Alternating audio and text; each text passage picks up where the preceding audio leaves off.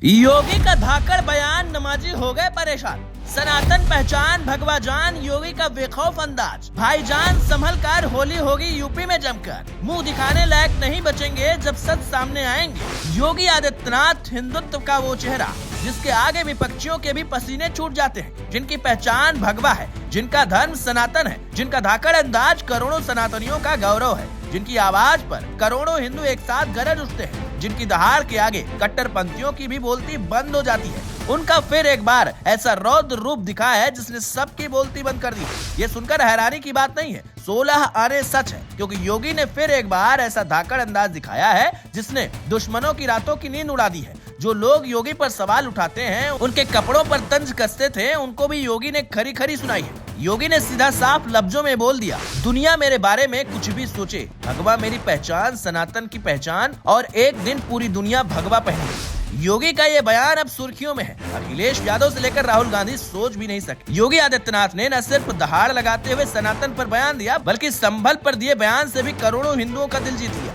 इसके साथ ही कट्टरपंथियों को ऐसी खरी खरी सुनाई है जिसने त्योहार से पहले सियासी दंगल छेड़ दिया है। संभल के लोगों ने सोचा नहीं होगा कि उससे भी बड़ी टैगलाइन में अब संभल जिला बन गई है, क्योंकि योगी ने खुद संभल के इतिहास से लेकर भूगोल तक को बता डाला है, जिसने करोड़ों सनातनियों का सीना गर्व से चौड़ा कर दिया है, जिसके बारे में सब कुछ आपको इस वीडियो में बताते हैं। लेकिन उससे पहले एक जरूरी बात यह है कि संभल में मुस्लिम पक्ष को एक बड़ा झटका लगा है, क्योंकि संभल के प्रशासन ने होली के दिन अब मस्जिदों को ढकने का फैसला लिया है। दरअसल होली और जुमे की नमाज को लेकर संभल सुर्खियों में है। पहले अनुज चौधरी के बयान को लेकर सियासी हंगामा बरपा, तो अब प्रशासन ने जुमे की नमाज को लेकर बड़ा फैसला लिया। रिपोर्ट्स की माने तो संभल के एसपी श्रीचंद का कहना है कि संभल में होली के दिन जुलूस मार्ग पर मौजूद 10 मस्जिदों को ढक दिया जाएगा। इसमें शाही जामा मस्जिद भी शामिल है।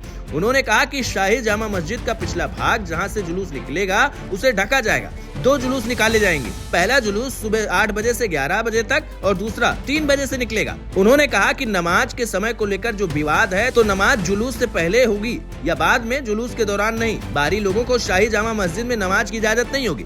बता दें कि पहले योगी आदित्यनाथ सरकार के मंत्री ने तो मुस्लिम मर्दों के लिए यहाँ तक कह दिया था कि होली में जिसको रंग से बचना है तो वो तिरपाल का हिजाब पहने, जैसे मुस्लिम महिलाएं पहनती। पुरुष भी वैसे ही तिरपाल पहने ताकि रंग से उनकी टोपी और शरीर बची रहे। अगर ये नहीं कर सकते तो फिर घर पर ही रहें। वो यही नहीं रुके, इसके आगे भी ये कह डाला कि होली में अगर किसी ने कोई भी व्यवधान उत्पन्न किया तो उनके लिए 3 जगह हैं, जेल जाएं, प्रदेश छोड़ दे या फिर यमराज के पास अपना नाम लिखवा ले।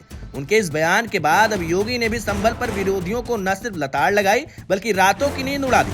खबरों की माने तो संभल के मुद्दे पर सीएम योगी ने बड़ा बयान दिया। उन्होंने विदेशी आक्रांताओं महिमा मंडन किए जाने के मामले पर भी बड़ा हमला बोला है। उन्होंने कहा कि जब संभल जैसे मामले सामने आएंगे तो वे लोग कुछ भी बोलने लायक नहीं रह जाएंगे। आपको बता दें कि इस समय देश में होली और जुमा की नमाज को लेकर राजनीति गरमाई हुई है। वहीं औरंगजेब के मुद्दे पर भी खूब राजनीति हो रही है। इस बीच सीएम योगी ने संभल के मुद्दे पर राजनीति करने वालों को सीधी चेतावनी दे डाली। सीएम योगी ने कहा, विदेशी आक्रांताओं को महिमा मंडित किया जाना बंद होना चाहिए, वरना संभल जैसे 10 मामले आएंगे और वे मुंह दिखाने लायक नहीं बचेंगे।